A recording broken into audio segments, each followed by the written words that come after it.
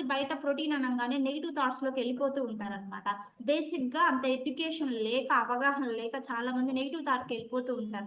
ఒక 2, 3 వీడియోస్ చూస్తారు ఇన్‌స్టాగ్రామ్ లోనో, యూట్యూబ్ లోనో, వెంటనే ప్రోటీన్ అంటే కిడ్నీస్ పోతాయి, ప్రోటీన్ అంటే అది పోతుంది, ఇది పోతుందని ఒక అవగాహనకు వచ్చేస్తూ ఉంటారనమాట. కానీ మన బాడీకి అంటే మన మానవ శరీరానికి ఫస్ట్ తీసుకోవాల్సిన ఇంపార్టెంట్ పోషకం ఏదైనా ఉంది అని అంటే అది ప్రోటీన్ అన్నమాట. సో ప్రోటీన్ అనేది మన బాడీకి బిల్డింగ్ బ్లాక్స్ లాంటిది. ఇప్పుడు ఒక ఇంటికి ఒక నిర్మాణం రావాలంటే ఇటుక ఇటుక పేర్చి ఒక స్ట్రక్చర్ ఫామ్ అవ్వాలా లేదా?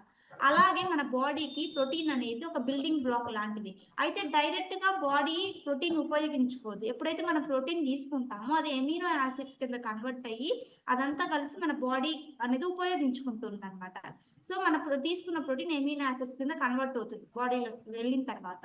సో ఇక్కడ వచ్చినట్లయితే, ఇక్కడ చూసినట్లయితే ఎందుకు ప్రోటీన్ మనకు అవసరం అంటే, మన బాడీ అంటే మానవ శరీరం అనేది కొన్ని కోట్ల సెల్స్ నిర్మాణం, కణాల నిర్మాణం అన్నమాట. ఆ కణాలు అనేది హెల్దీగా పుట్టాలి అన్నా, ఆ తర్వాత ఆ రిపేర్ కరెక్ట్ గా జరగాలి అన్నా, కొన్ని కణాలు పుడుతుంటే కొన్ని కణాలు చనిపోతూ ఉంటాయి.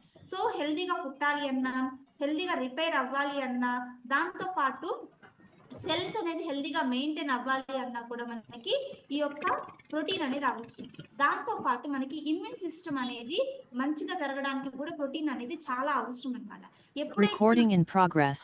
ఎప్పుడైతే మనం ప్రోటీన్ తీసుకుంటూ ఉంటామో, ప్రోటీన్ అనేది తీసుకున్న తర్వాత ఆ యొక్క యాంటీబాడీస్ అనేది డెవలప్ అవుతాయి. ఆ యాంటీబాడీస్ ఏం చేస్తూ ఉంటాయంటే, బయట నుంచి వచ్చేటువంటి వైరస్ కానీ, బాక్టీరియా కానీ మన బాడీ మీద ఎఫెక్ట్ చూపించకుండా మన బాడీని రక్షించడానికి యాంటీబాడీస్ అనేది సపోర్ట్ చేస్తూ ఉంటాయి ప్రోటీన్ తీసుకున్నప్పుడు. అంటే ఓవరాల్ గా ఇది మనకి ఇమ్యూన్ సిస్టమ్ ని సపోర్ట్ చేస్తుంది ప్రోటీన్ అనేది.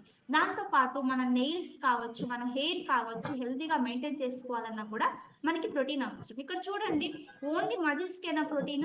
సెల్స్ కి అవసరం, ఇమ్యూన్ సిస్టమ్ కి అవసరం, నెయిల్స్ కి అవసరము, అండ్ స్కిన్ కి అవసరం. నెక్స్ట్ వచ్చేసరికి హెయిర్ కి కూడా అవసరం.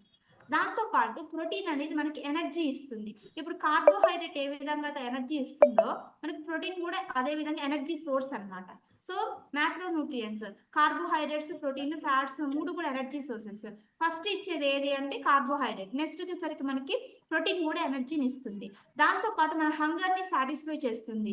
ఒక మీల్ కి మధ్యలో అనవసరమైన ఫుడ్ మనం